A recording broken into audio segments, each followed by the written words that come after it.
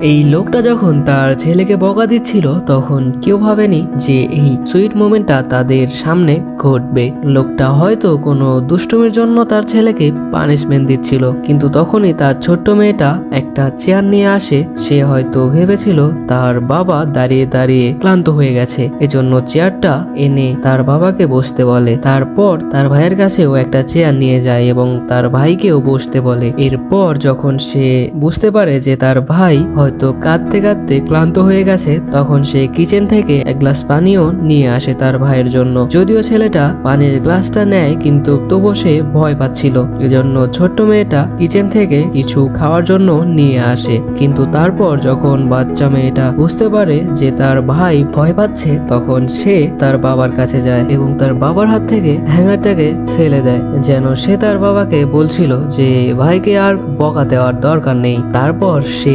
হ্যাঙ্গারটাকে floor থেকে তোলে এবং দূরে ছুঁড়ে দেয়। তারপর মেয়েটা তার বাবার দিকে তাকায় এবং তার বাবাকে জড়িয়ে ধরে, যেন বাচ্চা মেয়েটা বলছিল তার দাদাকে যেন সে ক্ষমা করে দেয়। যদিও তার বাবা রেগেছিল, কিন্তু ছোট্ট মেয়েটার এই ব্যবহার দেখে তার মন গলে যায়, যার পর মেয়েটা তার ভাইয়ের হাত ধরে ঘরের মধ্যে নিয়ে চলে যায়।